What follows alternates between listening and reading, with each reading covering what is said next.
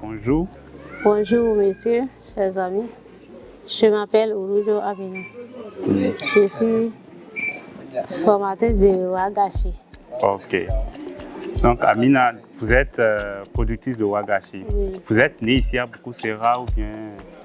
Oui, je suis née à Bukusera. Vous êtes née à Bukusera. Ça fait combien d'années que vous faites le Wagashi? Bon, ça fait déjà au moins, bon, moi je ne suis pas si âgée, mais ça fait déjà au moins 15 ans comme ça. Ça fait au moins 15 ans que vous faites le Wagashi. Ça veut dire que depuis toute petite, avec vos parents. Oui. Donc c'est un savoir qui se transmet de famille en famille. Oui.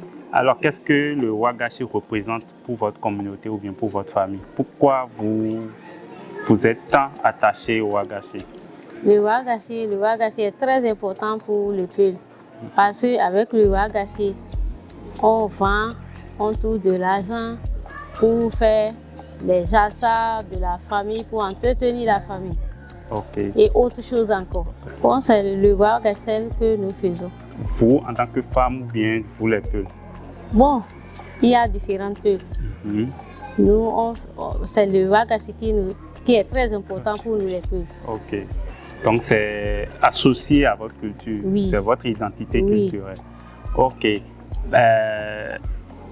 Donc si je comprends bien, vous achetez le lait pour faire le Wagashi ou bien comment ça se passe? Nous, on n'achète pas le lait. Okay. On extrait le lait chez nous. C'est nous-mêmes qui avons les bœufs. Après avoir extrait le lait, on chauffe, on met le lait au feu. On filtre d'abord. Après avoir filtré, on prend la quantité dans laquelle on va mettre la sève ou bien la tige. Et le reste, on met au feu. Après avoir mis au feu, on prend la tige, on pile, on met dans le lait, dans une petite quantité de lait. Après avoir trituré pour quelques minutes, on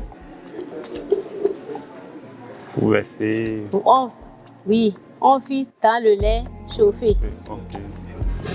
Après, on sera en train de regarder de temps en temps si le lait a commencé par bouillir un peu.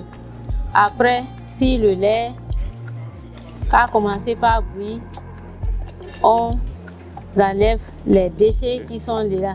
Là, ça a déjà commencé par former le fromage. Okay. Après avoir enlevé les déchets, quelques minutes, le lait est déjà prêt. Okay. Et ça a déjà formé le fromage. Et on met dans les passoires. Mais quand vous faites le Wagashi comme ça, est-ce que vous avez des difficultés pour vendre ou bien dès que vous faites, il y a ceux qui doivent acheter? On n'a pas de difficultés à vendre. Il n'y a pas de difficultés pour vendre le Wagashi. Mais est-ce qu'il y a des difficultés que vous avez dans la production? Est-ce que en termes de coagulants ou en termes de disponibilité du lait, est-ce qu'il y a des difficultés auxquelles vous êtes confrontés? Oui, pendant la saison sèche, on a problème de tige. Ok. On a problème de tige. Et comme vous êtes venu, donc, il y a problème de tige en période sèche.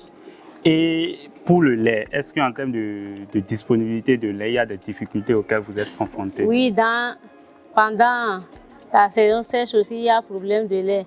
Parce qu'il y a plusieurs bœufs qui sont hors de la zone. C'est quelques-uns qu'on laisse à la maison pour entretenir la famille. Ok. Bon, c'est vrai, j'avais dit tout à l'heure que je suis chercheur et je travaille avec le projet déclaré. Et nous visons à mener des nouvelles innovations dans les communautés. Et nous travaillons en étroite collaboration avec les communautés pour ne pas juste amener une innovation qui ne va pas répondre à leurs problèmes. C'est pour ça que je vous posais ces questions-là. Et moi, je suis spécialisé dans la nutrition des familles, la sécurité alimentaire et la production, la transformation alimentaire. Et dans votre cas ici, c'est le Wagashi. Donc, nous essayons de voir la possibilité d'utiliser d'autres coagulants comme les feuilles de papaye ou le jus de citron, ou même utiliser le lait de soja à ajouter au lait de vache pour faire le Wagashi. Pourquoi ces coagulants-là? Ok. Pourquoi c'est le soja, c'est papaye, le citron? Pourquoi ce n'est pas maïs? Ok, merci. Bon, nous avons choisi ces deux coagulants-là, les feuilles de papaye et le jus de citron, parce que on a vu que d'autres personnes ont déjà essayé d'utiliser ça dans d'autres pays et que ça permettait de coaguler le lait et aussi ça permettait de prolonger la durée de conservation de wagashi. Au lieu d'une courte période, on peut augmenter la période de conservation. Le lait de soja, parce que je pense que vous produisez le soja ici, localement, donc ce sera plus facile pour vous de transformer. Et aussi, on ne peut pas. Le lait de soja est riche en protéines et est semblable au lait de vache. Donc, c'est pour ça que c'est facile de les combiner les deux.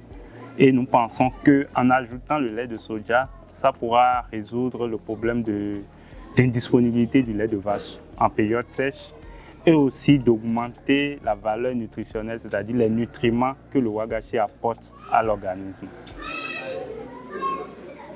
Merci beaucoup. Ok. Merci beaucoup d'avoir accepté partager votre mode de vie, les techniques de production du wagashi avec nous. Et nous allons continuer notre collaboration avec vous en vous impliquant à chaque étape de notre recherche. Merci beaucoup. Merci beaucoup.